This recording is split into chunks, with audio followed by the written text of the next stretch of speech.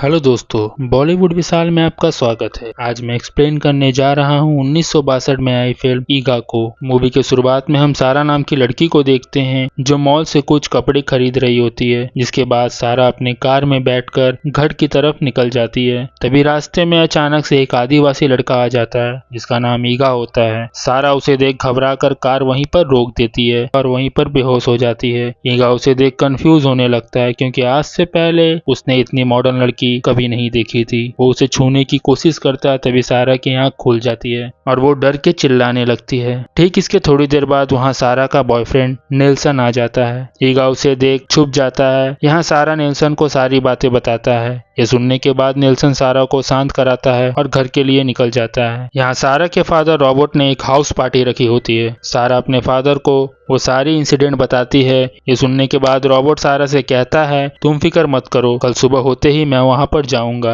अगली सुबह होते ही रॉबर्ट चार्टर हेलीकॉप्टर में बैठकर उस जगह के लिए निकल जाता है। रॉबर्ट अपनी जांच शुरू कर देता है। थोड़ी देर बाद उसे काफी लंबे लंबे पैरों के निशान दिखते हैं। ये देख रॉबर्ट को समझ आ जाता है कि वो आदिवासी यहीं कहीं आसपास में होंगे। वो निशान को फॉलो करते हुए आगे बढ़ता है। थोड़ी दूर पहुंचने के बाद उसे एक बुझी हुई बॉनफायर दिखता है। उसे गौर से देख रहा होता है कि तभी वहां अचानक से आदिवासी ईगा आ जाता है और उसके ऊपर हमला करने वाला होता है। तभी रॉबर्ट की नजर उसके ऊपर पड़ती है, जिसे देख वो भागने की कोशिश करता है पर वो भाग नहीं पाता और वहीं पर फिसल कर गिर जाता है। सीन शिफ्ट होता है और हम यहाँ सारा को देखते हैं जिसे कुछ ऑफिसर्स का कॉल आता है। ऑफिसर्स कहते हैं, तुम्हारे डैड काफी देर पहले जंगल की तरफ गए थे पर अभी तक वो वापस नहीं आए। ये सुन सारा और नेल्सन उस जगह के लिए निकल पड़ते हैं। यहाँ पहुंचने के बाद ये लोग उसी रास्ते की तरफ बढ़ने लगते हैं। थोड़ी दूर पहुंचने के बाद सारा को उसके डैड का कैमरा मिलता है, जिसे देख उसे समझ आ जाता है कि डैड यहीं कहीं आसपास में होंगे। कुछ देर बीतने के बाद शाम हो जाती है और ये दोनों यहीं पर कैंप लगाकर आराम करने लगते हैं। सुबह होते ही नेल्सन रॉबर्ट को ढूंढने दूसरी तरफ निकल जाते हैं पर सारा यहीं पर आराम कर रही होती है। इसके थोड़ी देर बाद यहाँ ईगा आ जाता है। सारा उसे देख घबरा जाती है और वहीं पर बेहोश हो जाती है। ईगा उसे उठाकर अपने घर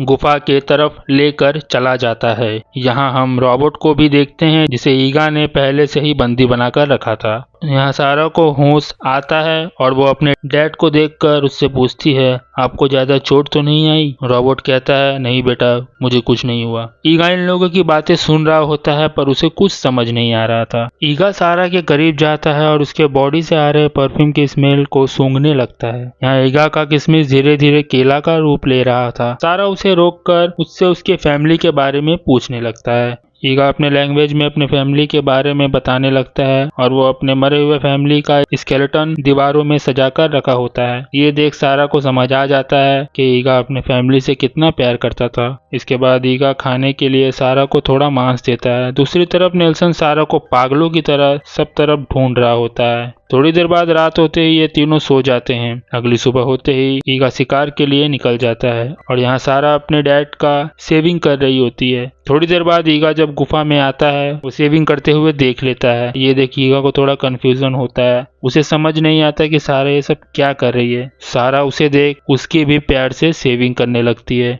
ये सब ईगा को काफी अच्छा महसूस करा रहा था। दरअसल ईगा पहले इतनी खूबसूरत लड़की कभी नहीं देखा था, जिस वजह से वो सारा के प्यार में पड़ने लगा था। धीरे धीरे ईगा का किशमिश फिर से केले का रूप ले रहा था। वो उसके डैड के सामने ही सारा की बजाना चाह रहा था पर सारा अनकंफर्टेबल हो रही थी। वो इशारे से ईगा को बाहर की तरफ लेकर आती है, जिसके बाद ईगा सारा के साथ टपाटप करने ही वाला होता है कि तभी वहाँ गुफा के अंदर से रॉबर्ट बाहर निकलता है और ईगा के ऊपर हमला कर देता है। ईगा सारा को छोड़ रॉबर्ट को धोने लगता है। ये देख सारा उठकर ईगा को मारने जाती है पर उसके सामने सारा एक चींटी के समान होती है। ईगा उसे धक्का मारकर साइड कर देता है, जिसके बाद वो गिरकर बेहोश हो जाती है। यहाँ नेल्सन को इन लोगों की चिल्लाने की आवाज सुनाई देता है, जिसके बाद वो आवाज की तरफ बढ़ने लगता है। नेल्सन उसे राइफल दिखाकर डराने की कोशिश करता है। ईगा उसके राइफल को छीनकर बिस्किट की तरह तोड़कर फेंक देता है, जिसके बाद नेल्सन अपने नाजुक हाथों से ईगा को मुक्के मारना चालू करता है। ईगा को इससे कुछ फर्क नहीं पड़ता पर जैसे ही ईगा नेल्सन को एक मुक्का मारता है वो सीधा जमीन चाटने लगता है। थोड़ी देर बाद नेल्सन को होश आते ही वो एक पत्थर उठाकर ईगा के छाती पर मारता है, जिसके बाद ईगा थोड़ी देर के लिए बेहोश हो जाता है। यहाँ नेल्सन सारा और रॉबर्ट को लेकर फटाफट वहाँ से अपने घर के लिए निकल जाता है। यहाँ ईगा को होश आता है, जिसके बाद वो सारा के गम में काफी रोता है। वो सारा के प्यार में पूरी तरह पागल हो जाता है, जिसके बाद वो गुफा से निकलकर शहर की तरफ भागता है। थोड़ी दूर भागने के बाद उसे एक घर दिखता है जहाँ एक स्विमिंग पूल होती है।